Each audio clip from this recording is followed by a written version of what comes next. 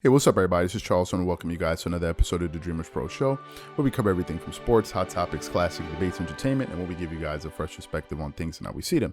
And in today's episode, I got a pretty interesting one for you. And the topic is the most powerful lesson we can learn from the career of Michael Jordan. But before we get into that, I want you guys to please make sure you go ahead and hit the like button, hit the subscribe button, and hit the notification bell to be notified whenever we drop our content. So we all know that Michael Jordan is considered to be the greatest NBA player of all time. Before he came into the NBA, Magic Johnson and Larry Bird were really establishing the league, or in some cases, some people said that they were saving the league. But when Jordan came in, he took it to a completely different level, right? He literally made everyone out there want to be just like Michael Jordan, right? You had commercials, everyone wants to be like Mike, and he turned into a cultural phenomenon. But on the other hand, it all hasn't been just, flowers and roses, because one of the biggest criticism that Jordan received throughout his career, his playing career, was that he wasn't the nicest of teammates. Some people accuse Jordan of just being a flat out jerk.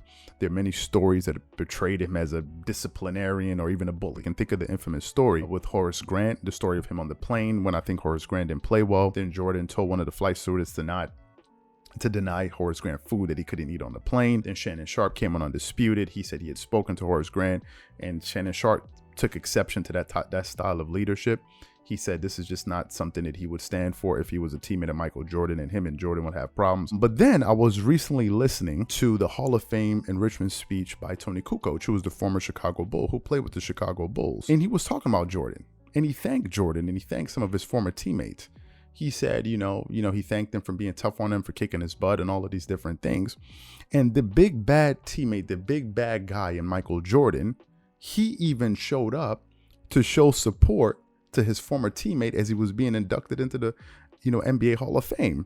And that made me think, if Jordan was such a bad teammate, why was he admired by so many NBA players and leaders in other sports, like, for example, Tom Brady? If he was such a bad example, such a bad guy, why is he still admired by so many athletes? And then it made me realize for the very first time that Jordan's style of leadership was just an expression of his deep commitment to his craft, for his love and his passion for his craft, and his intense desire to get the best out of himself, but also to get the best out of others. I think really that was what was at work there. And on its face, it seemed very cruel. It seemed very harsh. It even seemed mean, like this guy's being mean to me, right? He seems like he just seems like this cold-blooded person, right? But I think at the heart of it, I think that's what he was trying to do. He was trying to extract the best from himself and from others, because he knew that there was no way he was going to be able to reach his goals of winning multiple NBA championships if he didn't bring his teammates along. He knew that. And I think that's one of the things that he was trying to accomplish with his leadership style. And it made me start to think of my dad, funny enough, right? And, when I was thinking about the relationship of my father, now I'm going to get a little personal here. My father is somebody you would consider to be like a man's man, right? He's a disciplinarian, kind of tough guy. But he can make jokes. He can be friendly. He can crack jokes. But at the same time, he can show extreme levels of tough love, right? Extreme levels of it. To the point where I even question sometimes, I'm like, does this guy like me? Does he actually love me? Like, some of this seems a little bit harsh. And then one day him and I were having a conversation, and he said to me, I pray that the things that I'm doing to you, you'll do the same to your kids. And I thought to myself, I said, why would I put my kids through this? Like, why would I put my kids through the relationship that you and I have, like this extreme level of tough love? But as time went on, I started to realize that there was a method to his madness, right? Because the tough love is actually what pushed me, right? It's what pushed me, and it's been something that has motivated me, right? Kobe Bryant, who spoke about this in his documentary, he called it the darker emotions, right? He talked about pain. He talked about anger. He talked about disappointment. He talked about sadness. He said that these things are emotions that people can use to drive them on a personal level. And if you can kind of bring them out of people, he said they're very powerful. And as one of the things that he used when he was leading his Los Angeles Lakers, where, when he lost and he made them, he tried to connect with some of his teammates and make them think of kind of things, disappointing times in their lives and disappointing moments, and draw from that to help fuel them to be able to succeed at the highest level. And in this case, to win NBA championships. And for better or worse, it has been something that has fueled me, and it's actually helped me become successful, to be quite honest with you, right? Even when I got angry, even when I got angry with him at times, my fiance would remind me, she was like, listen, no matter how angry you may feel, at your father in this particular case, there's been no time that when you really needed him, he didn't show up for you. There hasn't been a single time where you really, really needed him and he didn't show up. And it made me think for a moment. And I said, that was true. That's true. And then it made me think of Jordan sitting behind Tony Kukoc. After all of the tough love, after all of the, maybe the headache that he put him through, maybe after all of the, as they call it, physical or emotional abuse, when he was being inducted into the Hall of Fame, Michael Jordan was sitting right behind him. And it made me think, if Jordan was such a bad teammate, why would he be there? Why would he even show up? Right? And Tony Kukoc was up there thanking his former coaches, his family, parents, and all of these different things. And he thanked Jordan. And I said to myself, that's pretty deep. This guy that they're saying is, like such a mean guy, there he is being praised by his former teammate. And then it made me understand why Jordan was crying in the Last Dance documentary.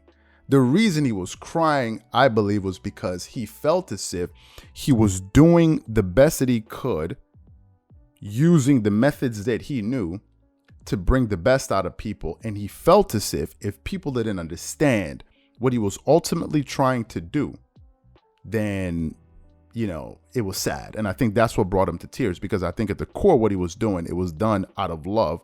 But in this case, it was done out of tough love. Right. And I can even think about, the friendship that I have with Marco. Some of you don't know, Marco is the co-founder of Dreamerspro. It's the same thing.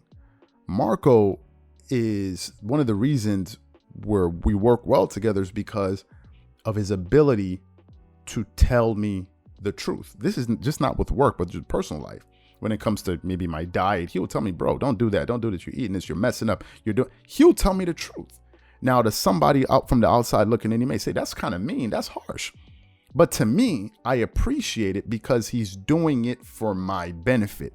No matter how harsh it may seem, bro, put that down. You're going to get fat if you keep doing that. He's doing it for me, because it doesn't benefit him in any direct way if I lose weight or if I'm in tip-top shape. But he's doing it because he knows that it's something that'll benefit me. And that's what a friend does. That's what a great teammate does. That's what a great dad does. They tell you the truth. How they express it is all upon the individual. And as you know, no two people are the same. No two people are the same. You can't have 10 different people and all 10 of those people have the same leadership styles. People are different. They have different personalities. Human beings are very complicated and they're all very nuanced, right? But after, kind of thinking about this thing about Michael Jordan, I think this is the price that he had to pay for greatness. This is the price that he had to pay. And it worked out for him. And in some cases, I see how, it worked out for me and, in my personal relationship. And I think that's a lesson we can kind of take away from all of this, that at the end, Jordan was a great teammate and tough love really works. Tough love really works. Some people criticize, Shaq and Charles Barkley for what they said about Ben Simmons. But at the heart of it, it's just tough love. Because if Ben Simmons does well in his career, how does it benefit Shaq? How does it benefit Charles Barkley? The fact of the matter is, if they didn't care, they would just say, I don't even have anything to say about it. They'll just be indifferent. But the fact that they're taking their time out to even comment on it, that shows a lot. And if you have people like that in your life that give you tough love, be grateful for them, because they have your best interests at heart. So those are my thoughts and opinions. So what I want to know from you guys, what do you think about everything that I had to say? What do you think about Jordan's leadership style? If you agree, disagree, whatever you guys think, please leave your thoughts and comments in the comment section below. Again, if you enjoyed the video, be sure to make sure you go ahead and hit the like button, hit the subscribe button, and hit the notification bell to be notified whenever we drop our content. Once again, this is Charles here from Dreamerspro. Wishing you guys an amazing day and catch you.